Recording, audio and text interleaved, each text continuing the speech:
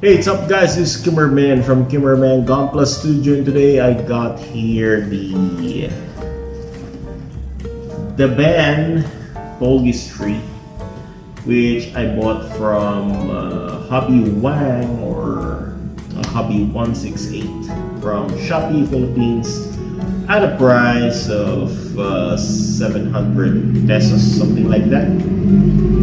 So it's my first ever Tallgeese tree that I bought instead of buying the Bandai one, because the Bandai one is a bit expensive and rare to find nowadays, and most of the seller sell this at an overpriced status. So let's check this kit out and let's see what this Tallgeese tree has to offer us.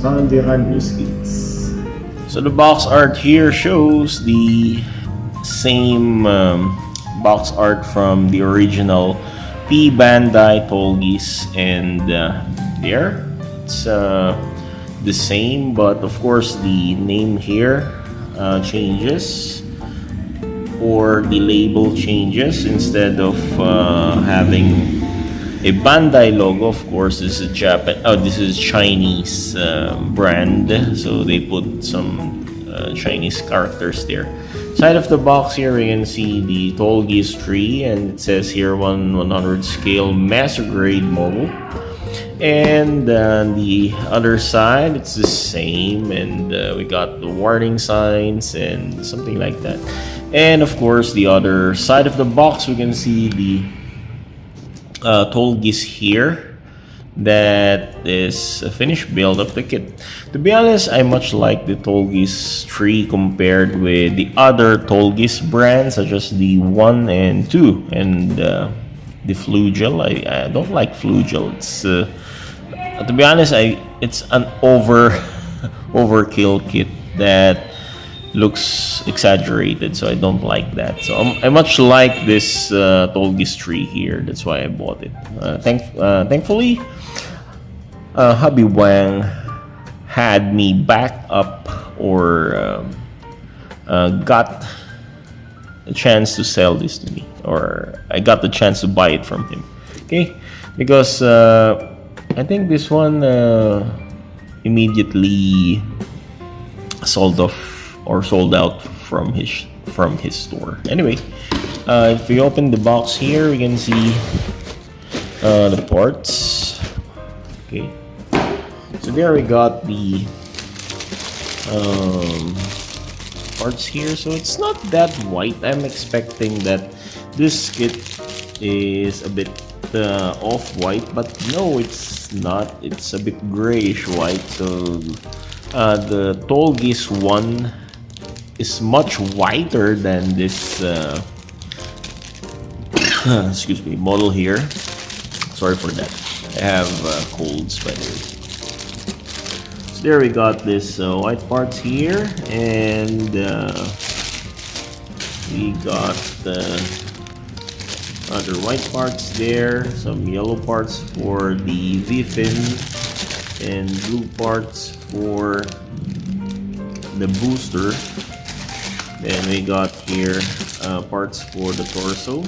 So this is not that hard to build, as I experienced building the Tallgeese one. So they got the same frame or body or silhouette like that.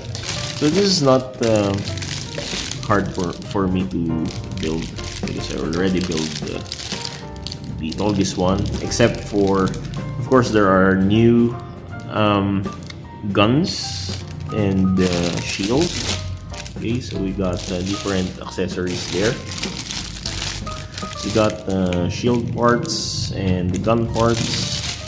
We got white parts here and Milliardo piece craft there. Okay, Team Saber effect parts. Then we got here gray parts for the inner frame, and there we got sticker, foil sticker, and water slide. Sad to say, I don't like water slide. I much like the tri transfer, but here we got water slide details.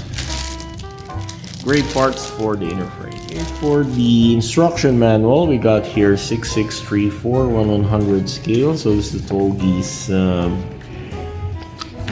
manual. And we got the parts list here. Some of the parts here are not included for the kit, such as these pieces here. But I might keep these excess parts here because I have a Tallgeese 2 with me that I didn't build yet, so I might use these parts for reserve or backup in case I might broke things from that kit. And they got here this polycaps, so many X marks here, meaning we'll not be using those X marks there. And there we got the instruction manual. So this is not that hard to build, as I can assess how this kit has to be built. This is not that hard. It can be a beginner friendly kit, as I can assess. Okay. So there we go, we got all this covered. And what I like here in Tallgeese 3, it has this width just like the Epian. I really like the Epian whip. So good thing there's this whip just like the Epian. So as usual, let's have a quick runner review before we build the kit. We got here blue parts, the J runners for the whip and the railgun parts. We got white parts here. There's no runner name here anyway. And we got here runner K. So I think this one is also runner K. So for the shoulder armor, the whip parts, and we got the piece craft there.